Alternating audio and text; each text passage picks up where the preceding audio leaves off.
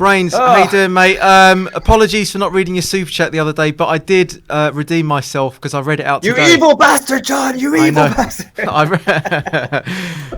You actually left a couple of super chats, so thank you for that, Brains. I don't know, mate. What would you like to say that can make us feel better here?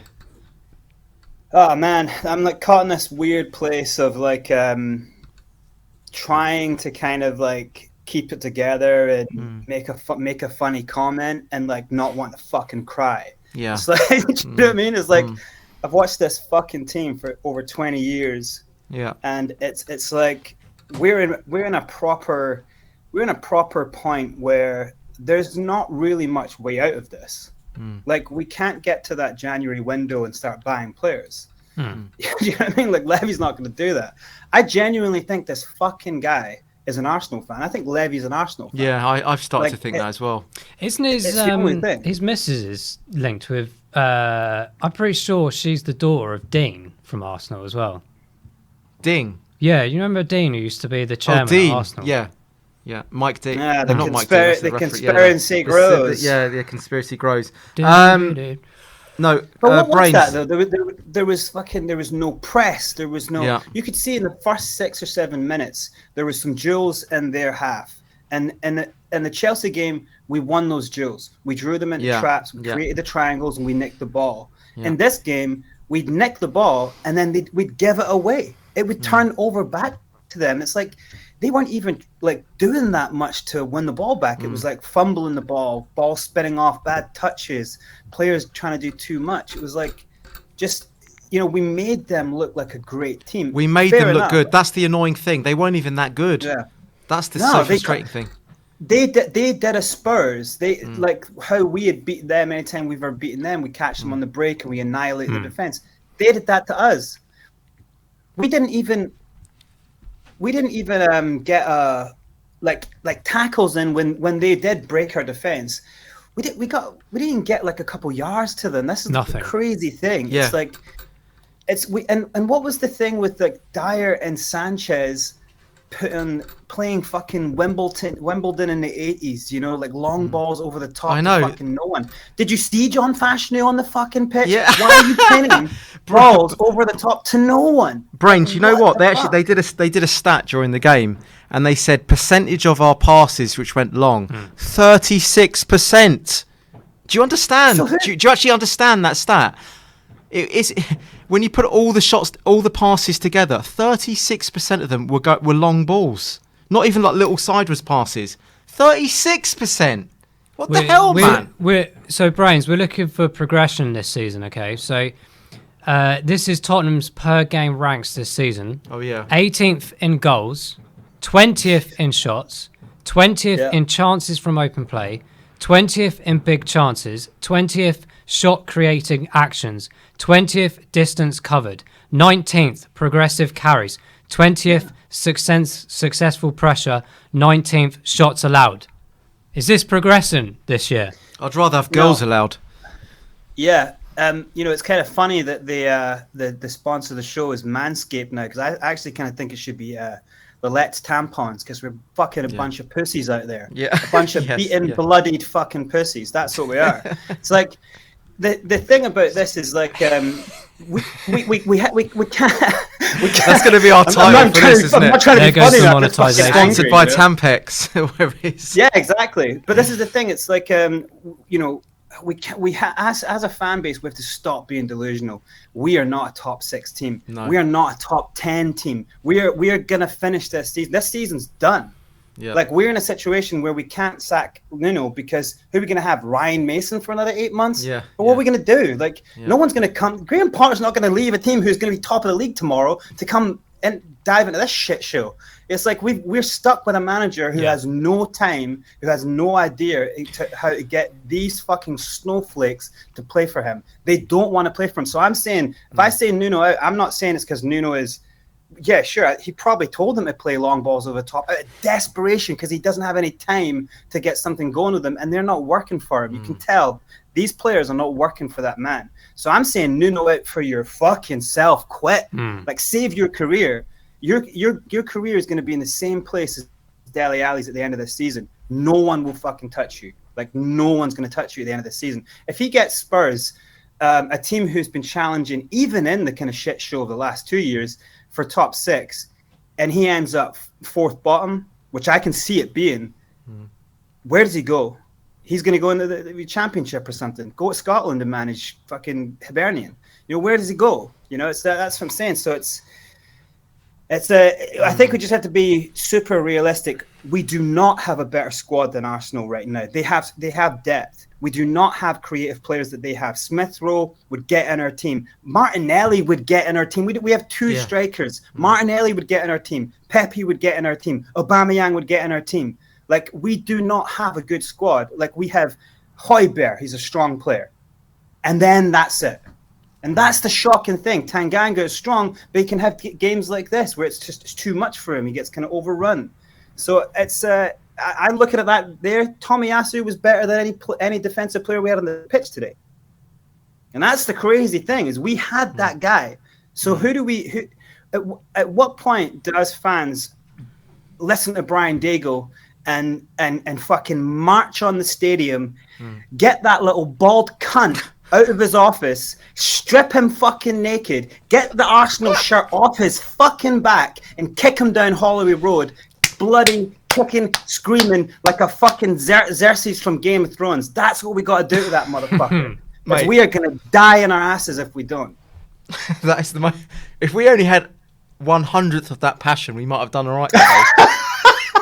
I think we give ourselves a lot of problems as well, because we said in the game, like, 1, not holding the possession, 2, like you just said, Brains, about just booting the ball up there and hoping for the best, losing that control of the game. That's like 2 or 3 aspects on that.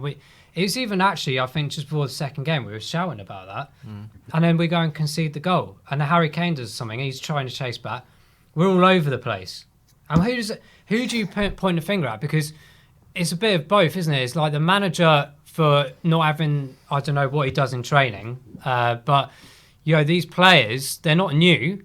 They should be experienced enough to know how to play football properly and turn up to the North London derby, which is arguably the biggest fixture that everyone looks at the beginning of the season. When are we playing the Arsenal?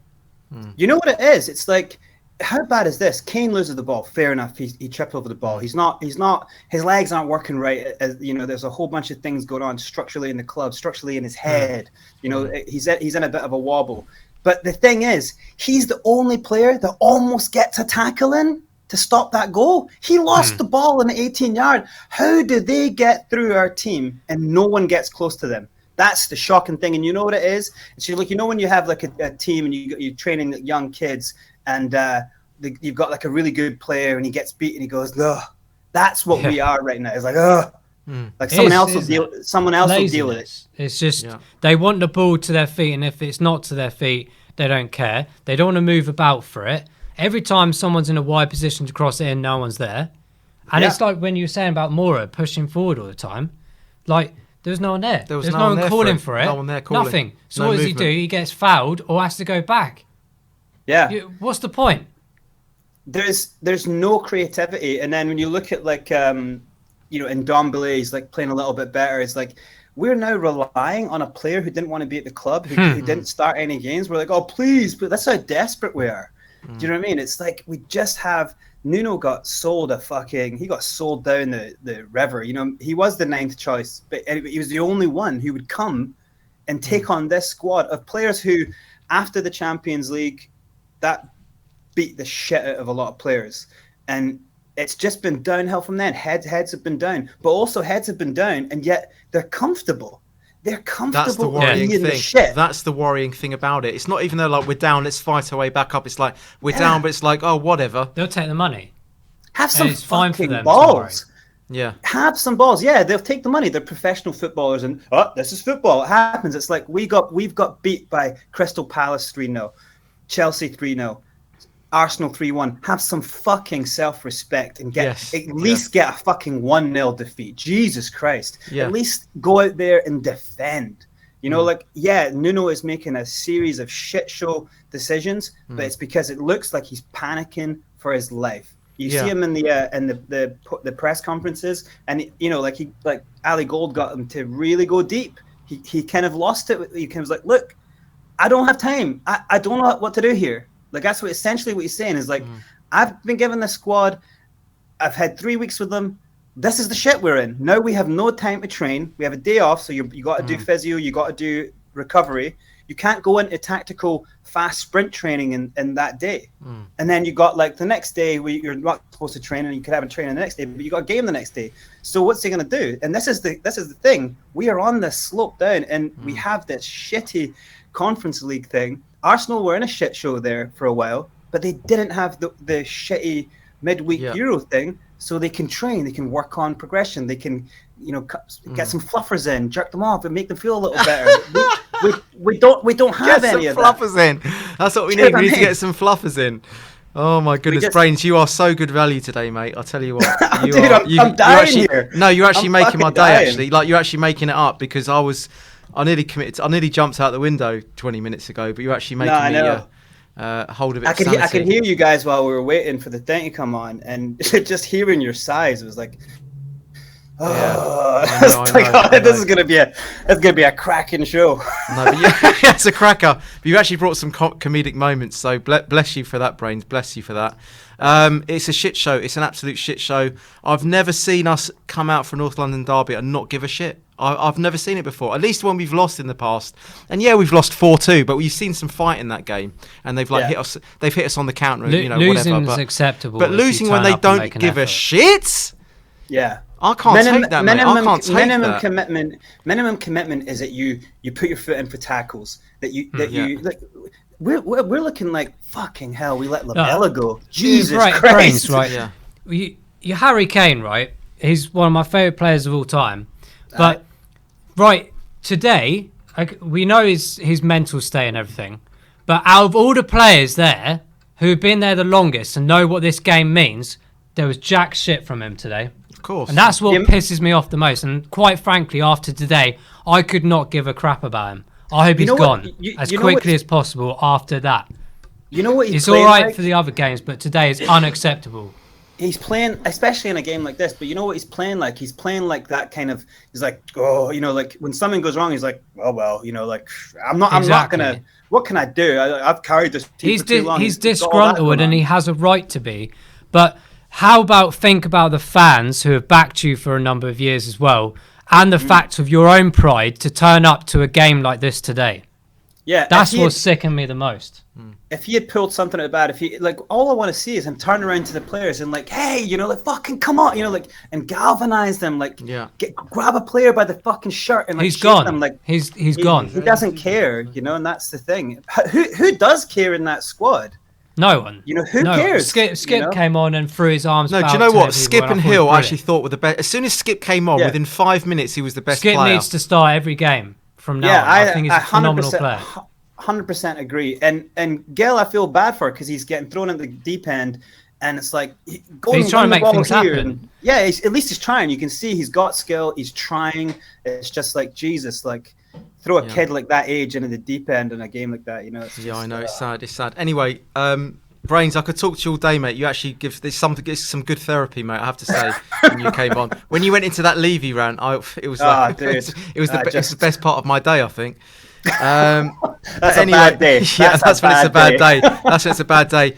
That's the first time I've properly spoken to you, Brains. But fair play, mate. Fair play. Thanks for coming on, dude. And I loved the rant. To be honest with you, I loved it. I really loved it. It's turned into Arsenal TV type rants here. But I know. Ben and Sim will be happy for the views, though. Anyway, Brains. Thanks, mate. Just quickly, you got two answers: best player and worst player. Oh my! Well, can you pick a best player? Force me to name a best player from Spurs. Yeah. But I'd have to say, obviously, Son for doing something. He did something. He scored. Not giving up. He scored. But Jesus. And worst player, Jesus fucking Christ.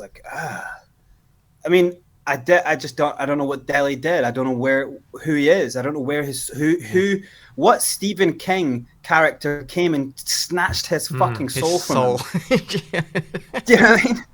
So That's I'd 2 say years that, now, yeah. really, isn't it? 2 years. When do you draw the line and go, get out? Yeah, exactly. Strong words, for, strong words. For your own fucking career, mate. For your own career, have some Who's pride. going to buy him now? Who's going to buy him now? Who's going to touch any of these? Going to A pump lot up of these the money players. for Kane now, after these few That's games. the thing, yeah. Do you want a player like that in the Champions League fighting team? Probably not. Yeah. Kane is stuck. Kane's stock is plummeting, man. Yeah, exactly. Called it. going Called it down. with Sim. And we've messed ourselves up with that. Yeah, you did. You did call it. I John. said it. I called it with Sim. I said you need to, and I got so much shit for it in the comments. I got abuse, mate. And I said his stock's going to fall. He's not going to be worth like a third of that. Yeah. By the end of the season, I said his season's going to go like this. You That's watch. just Daniel Levy all over, though, isn't it? Anyway, it's not just Matt. Kane. I would say it's also the team. We're not creating enough chances. No. But anyway, Brains, we've got so many people waiting to come on. So Yeah, anyway, absolutely. Thanks, matey. And listen, we'll Thanks, speak Brains. soon, yeah? Absolutely. Take care, All right, guys. dude.